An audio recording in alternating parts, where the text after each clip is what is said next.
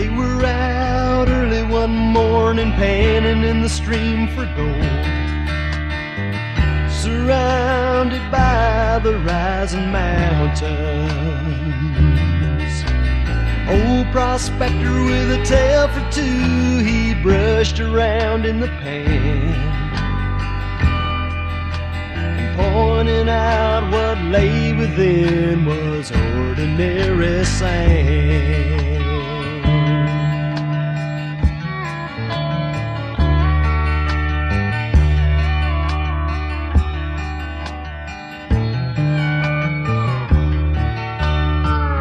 He began with his story about 20 years before, and a younger man who sought his fortune. With a tear or two he told of searching for his treasure, but making known the gold he sought was ordinary pleasure.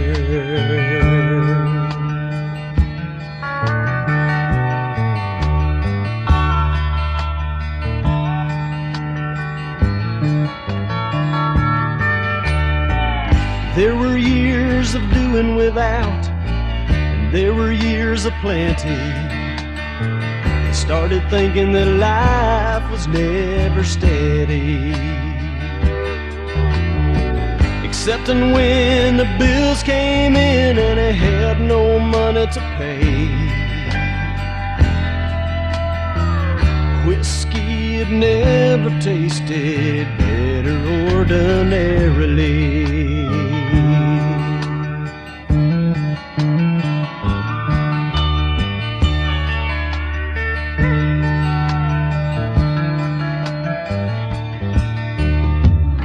He concluded his story as it filled the air with a laugh, saying how he found the Lord and Savior, and how he found the river of life by which his day unfolds,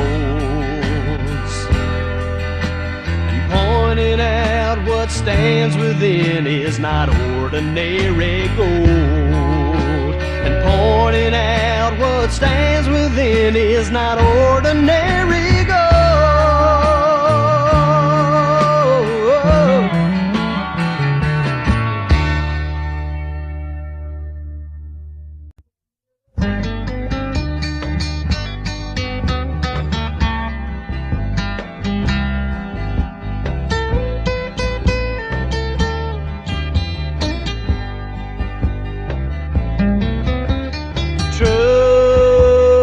Trust in God, believe upon His promises. Through His word we can see His wonders, signs and miracles of His love. We can return His love with devotion, standing on His word before all men. We are His beloved and His chosen, walking in this life renewed with peace. Trust in God, believe upon His promises.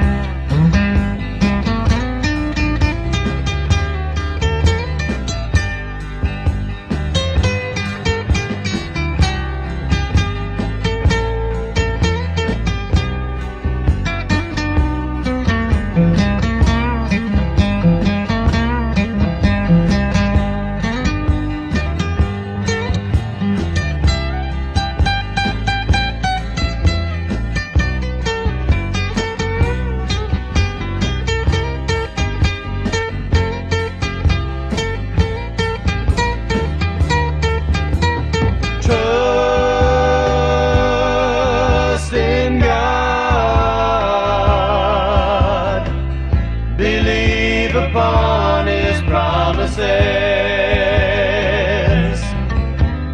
Through His Word we can see His wonders,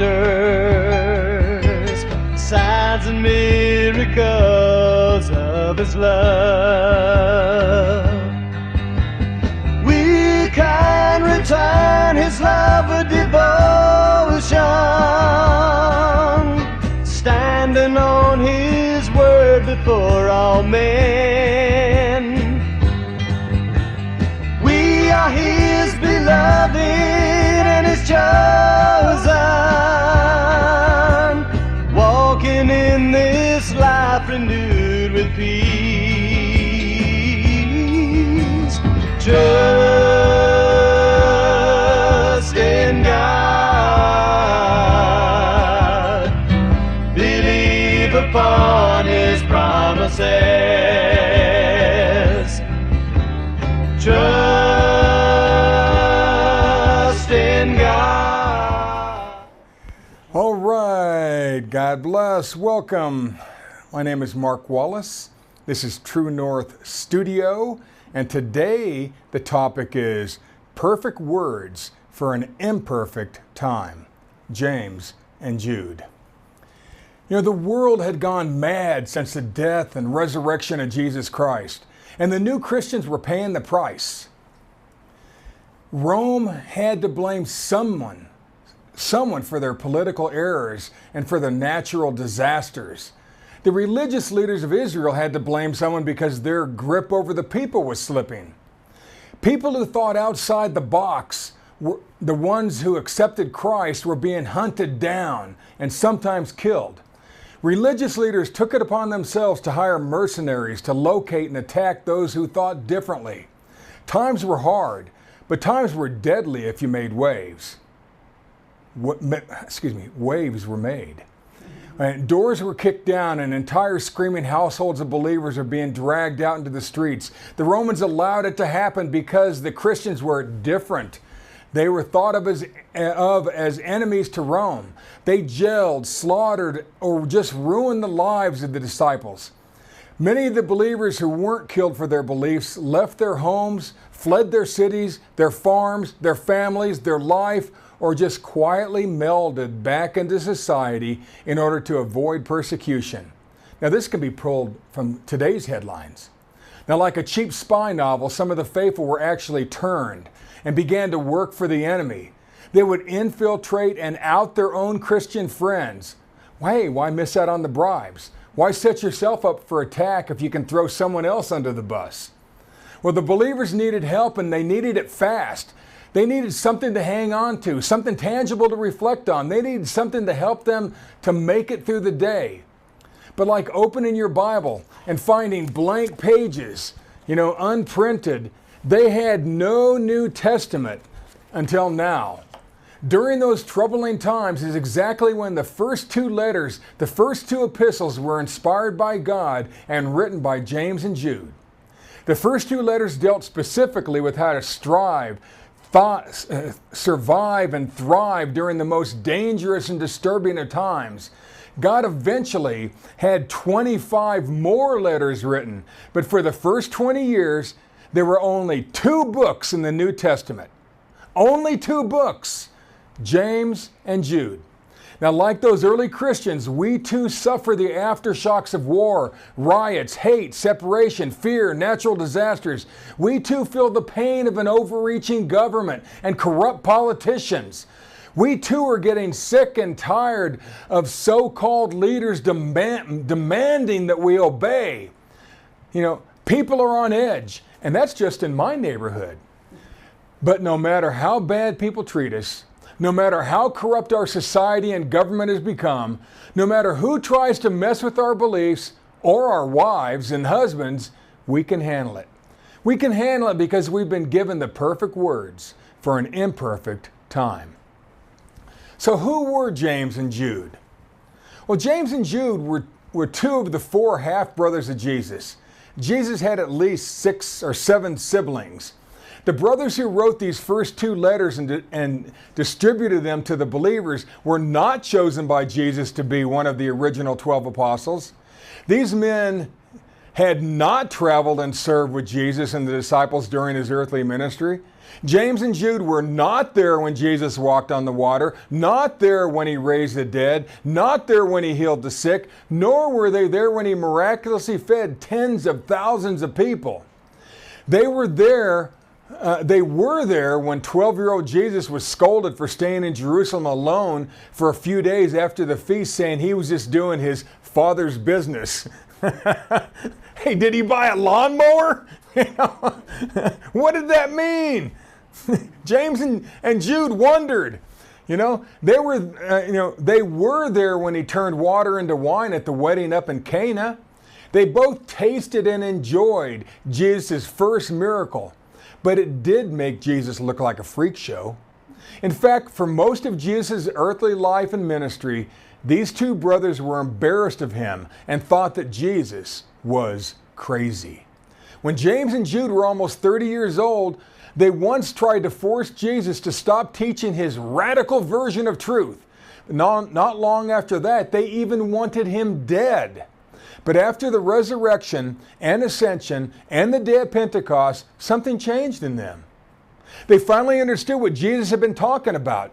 They finally made him Lord. They finally believed God raised him from the dead. Their older brother, Jesus the Christ, finally made sense to them. After all, now they had Christ in them. So, why did people follow James and Jude? Well, after Pentecost, James and Jude did things even the apostles couldn't do. The early believers gravitated to James and Jude as much, if not more, than they did the apostles. Even the apostles deferred to James throughout much of Acts. Why? Well, maybe, like off-brand toys, both men probably moved and resembled Jesus. They probably walked, talked, and joked and interacted with people similar to Jesus. But there was more. There was more to these guys. They'd gone to the same schools as Jesus, studied under the same rabbis as Jesus, and probably shared some of his same friends. Like Jesus, they also knew the apostles before they were apostles. One of the 12 apostles, Nathanael, was from Cana, where the water into wine miracle happened. They'd even worked in the same wood shop with Jesus' stepdad, probably repeated the same dad jokes. Sort of like, who's the greatest babysitter in the Bible? David.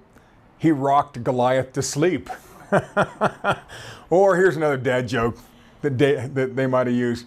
Need an ark? Noah guy. I know they're bad, sorry.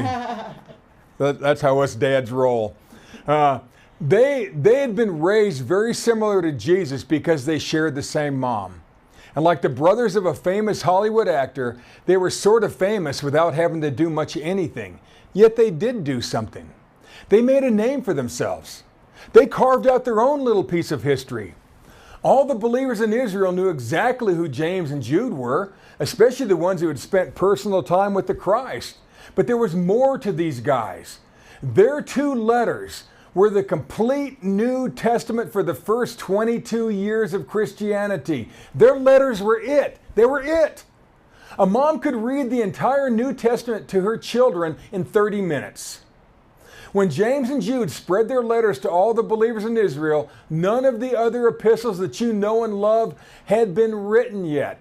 There were no letters from Paul or Peter, no Matthew, Mark, Luke, and John, no book of Revelation to ponder. James and Jude were it. There was no book of Acts or 1 Corinthians 12 to help the disciples understand how to utilize the Spirit of God. There was no book of Timothy to help keep the faith, all the while being viciously attacked. Paul, the greatest of the persecutors, was a brand new Christian now, about the same time James and Jude's letters were first circulated, think Acts 9. But Paul had not yet written a word. He was a spiritual babe at this time. The world would have to wait 10 more years for Paul to start writing. Jesus' favorite sidekick, Peter, had recently led some Gentiles into the power of the new birth, into speaking in tongues. This totally upset the apple cart and blew the Judean believers' minds. Think Acts 10. It would be 30 years before Peter started writing. 30 years. James and Jude were written during the Acts 11 time frame, maybe about 41 AD. Jude and James were the doctrine, reproof, and correction all rolled into one. They were doctrine, reproof, and correction of the epistles all rolled into one. Now you see why the brothers of Jesus, James and Jude, were crazy famous among the apostles. Now I know some of you were taught that the epistles of Jude and James are written to help the future believers after the gathering together, during the tribulation.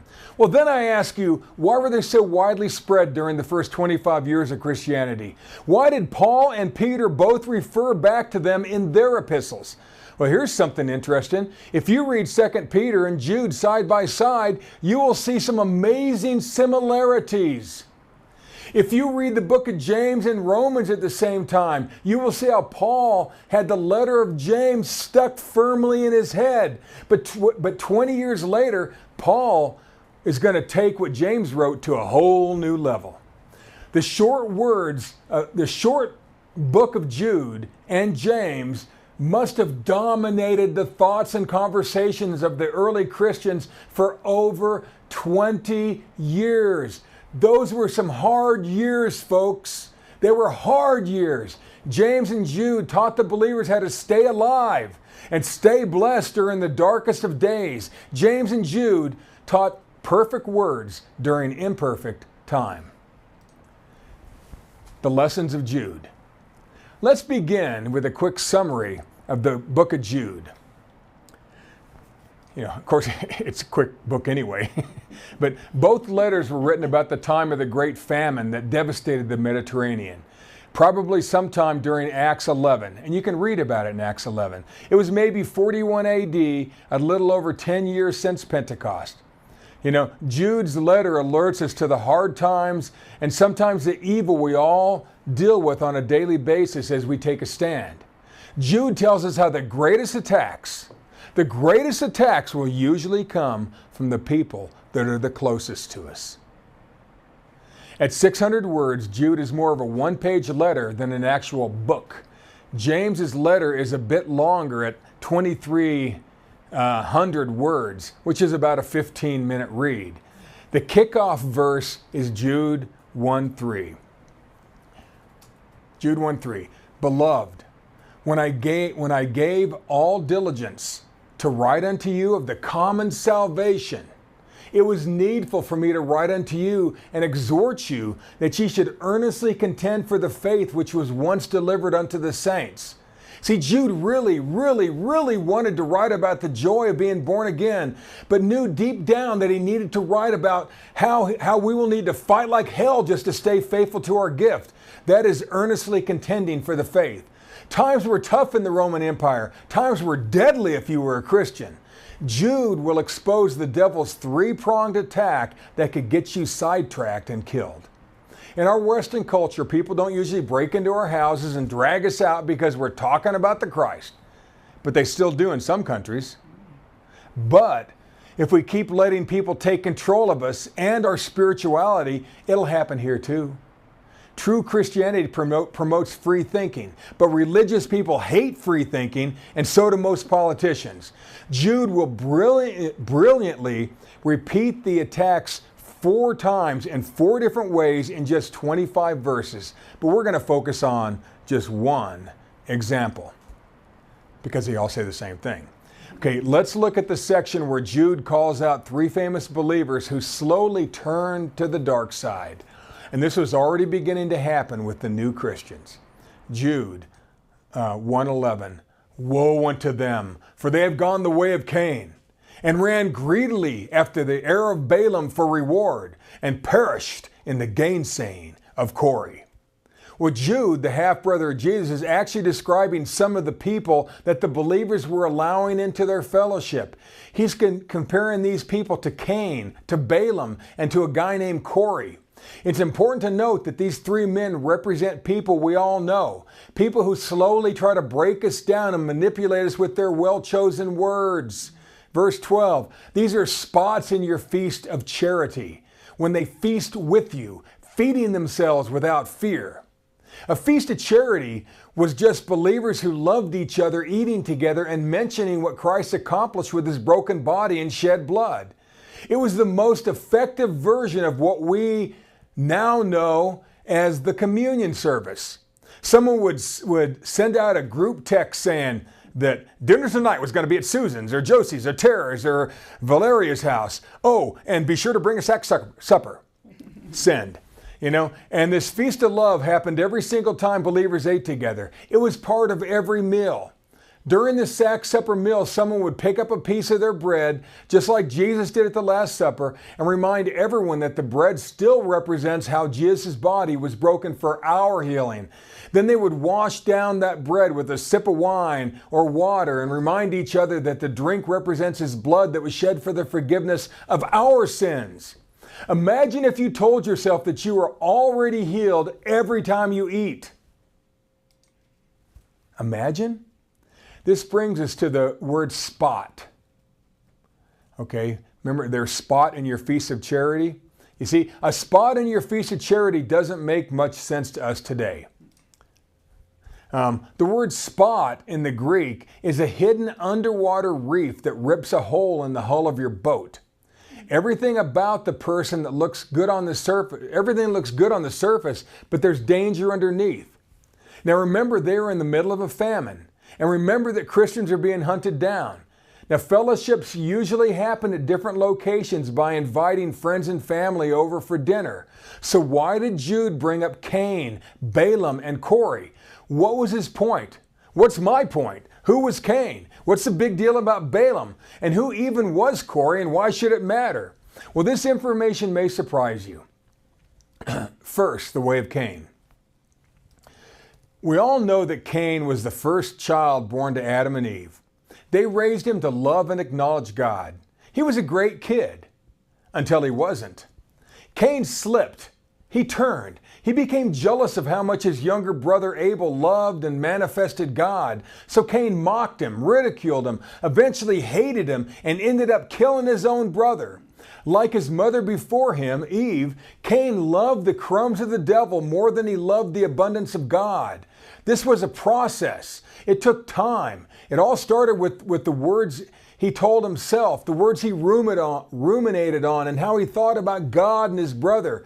And here's what I need you to understand. To go the way of Cain does not necessarily mean to get born of the seed of the serpent like some of you have been taught. Seed of the serpent is a long manipulative process. Plus, we all know it isn't even available for a born-again believer anyway. We have incorruptible seed. You can't get born of the seed of the serpent, and neither could the people who come to their fellowships. So why is the seed reference in here? Why? How many people born of the seed of the serpent do you know and invite into your home? I didn't think so. You know, it's really talking about a specific attitude. Going the way of Cain, the way is a path. Going the way of Cain is being jealous when someone believes God for abundance and health better than you do. It's being envious of someone who's manifesting godly power. The way of Cain is no longer looking to God for healing and no longer caring about his forgiveness.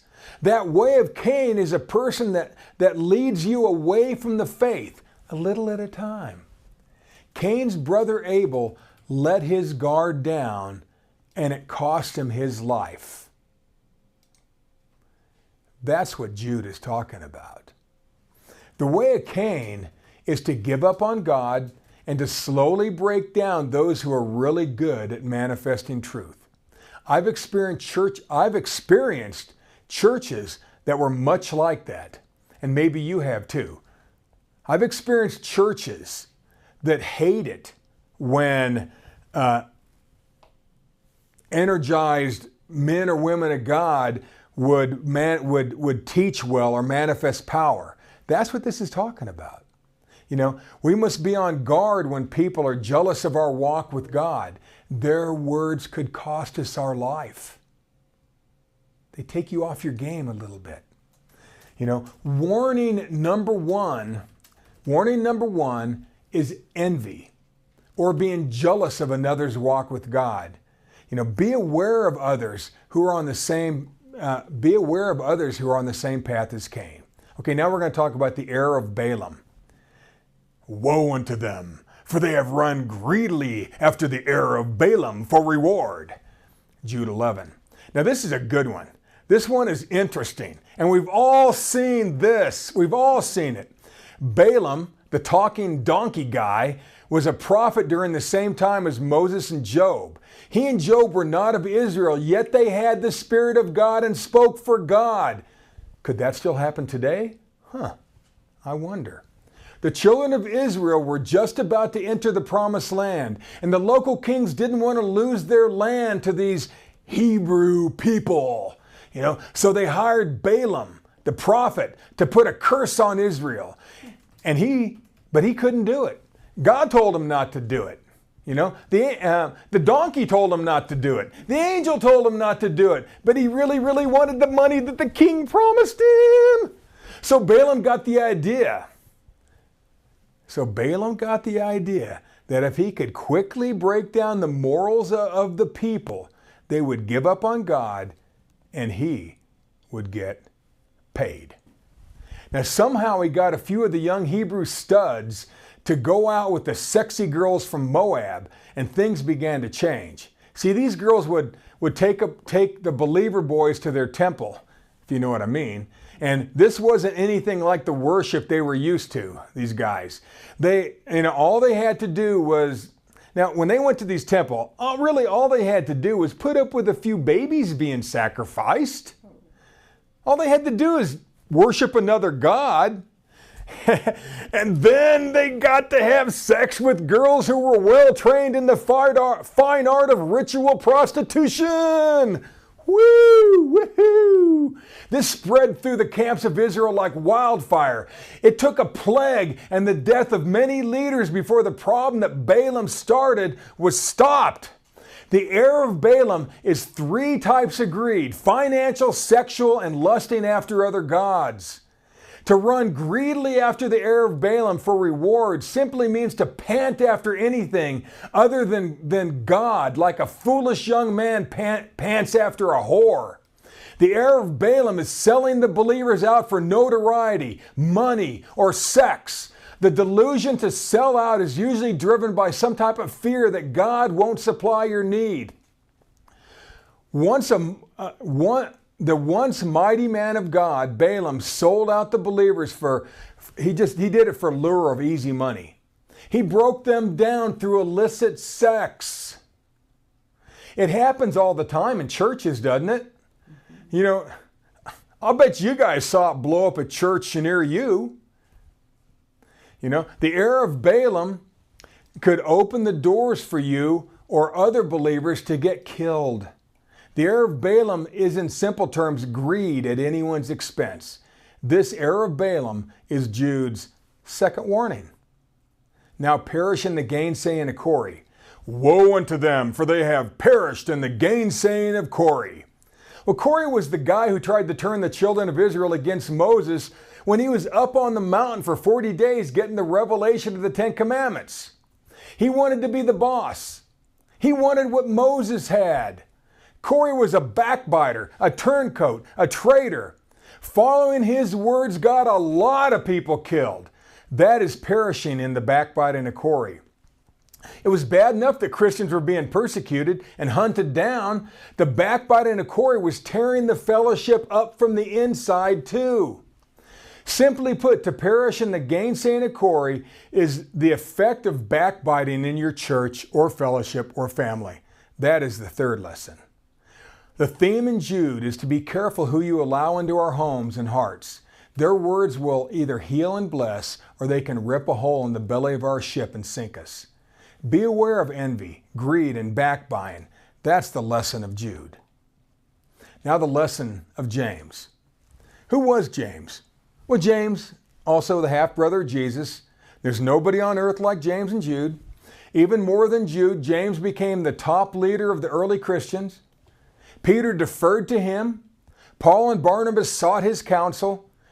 James was a big name. James wrote a letter that was longer yet more personal, more reflective, more eloquent than Jude. He too circulated his letter and had it hand copied for a full 10 years before Paul began to write. Where Jude was in your face, James was in your heart. Both were necessary. The spotlight of James' letter is not on the evil that surrounds us, but rather on how we need to take God personally, how we need to use our faith, utilize the gift of the Holy Spirit, and help others. The theme verse of James is verse 22, but be ye doers of the word, and not hearers only, deceiving your own selves. This brother wants us to ask ourselves, do my actions reflect my faith? Am I a doer of the word or just a hearer? Am I all talk or am I action? Do I pray for people or do I minister healing? James teaches us that faith is not supposed to be abstract. Faith or belief should be real world and real time. James taught us that our belief system should impact every area of our lives and should show up in everything we do. What you believe, others should be able to see. Paul called it fruit of the Spirit. James tells us that if our faith is true, we will use it to help others. He covers the same points as Jude, but in a much softer and gentler way. True faith and pure believing will endure in the midst of any personal hell. The words of James are so simple that they explain themselves. I'm going to read a few of them. James 1:3, the testing of your faith will show off your patience. 1:8, a double-minded man is unstable in all his ways. 13, God cannot be tempted with evil, neither tempteth he any man. 17, every good gift and every perfect gift is from above. 19, be quick to hear, slow to speak, slow to wrath or anger. 21, receive with meekness the engrafted word, which is able to save your souls. 22, be ye doers of the word, and not hearers only. 19, thou believest that there is one God, thou doest well. The devils also believe and tremble. Verse 20 and 26 both say, faith without works is dead. 3:2, if any man offend not in word, the same is a perfect man and able to bridle the whole body. If you can control your words, you're in control of your life. Verse 3:15, worldly wisdom is earthly, sensual, and devilish. We have a higher wisdom than that which the world forces upon us. We have the word. 4:2, ye have not because ye ask not. Could it be any simpler? 4:7, submit yourselves therefore to God. Resist the devil, and he will flee from you. See, the devil is powerless against the word you believe. In fact, the whole universe has to respond to the word. Someday we'll believe that. 4:8, draw nigh to God, and he will draw nigh to you. Now that's mind-blowing. Faith is a two-way street, folks. 5:12, but let your yea be yea, and let your nay be nay. When you say yes, mean it. When you say no, mean it. 5:16, the effectual fervent prayer of a righteous man availeth much. That's all I'm going to read. But look how many great quotes are in James. The early believers mastered the words of Jude and James. Those two letters were all the believers had for 10 of the first 20 years of Christianity. Put both those letters together and you'll not only notice the attacks, but you will stand far above them. So, what have we learned? What have we learned here? The letters of James and Jude helped thousands of believers stay alive when death knocked at the door, when others quit, and when they began to doubt why they believed what they believed. Today we have all 27 books and epistles that are necessary to help us live like the sons of God that we are. For over 20 years, all the Christians had was the letters from James and Jude. They had to be good. Actually, it was 10 years. The first 10 years, there was no epistles at all. And then the next 10 years was all the believers had. Okay? Their letters can still help you make it through the day and want to wake up tomorrow. They're going to make you want to wake up tomorrow. If you feel attacked by people who loved you, if you feel like you're losing the control that you once had, if you're afraid to say what you really want to say because it doesn't fit with popular opinion, If society or your church is trying to mold you into something that you don't want to be, if you've ever worried about God meeting your need, if you've ever been afraid for your life, James and Jude are the books for you. Jude's brief letter describes men at their worst and God at his best. James tells us how to be our best. Envy, greed, backbiting, get our minds off God and onto other people or worldly things. No matter what craziness is going on in this world of ours or in us, we can handle it. No matter what fears are in your face, you can handle it. No matter what worldly thing you think you're missing out on, you can handle it. Just like the believers of the first century, we still suffer the aftershocks of war, riots, hate, separation, fear, control, and overreaching government, politics, people on edge, depression, and natural disasters. James and Jude can help us too.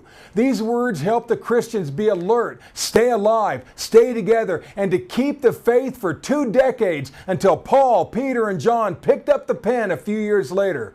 We now have 27 New Testament letters or books of the Bible to love and learn from. But for the first 20 years, actually 10 of those first 20 years, all the Christians had were these 2 short letters. But for 2 decades, it was enough. James and Jude gave us the perfect words for imperfect times. God bless.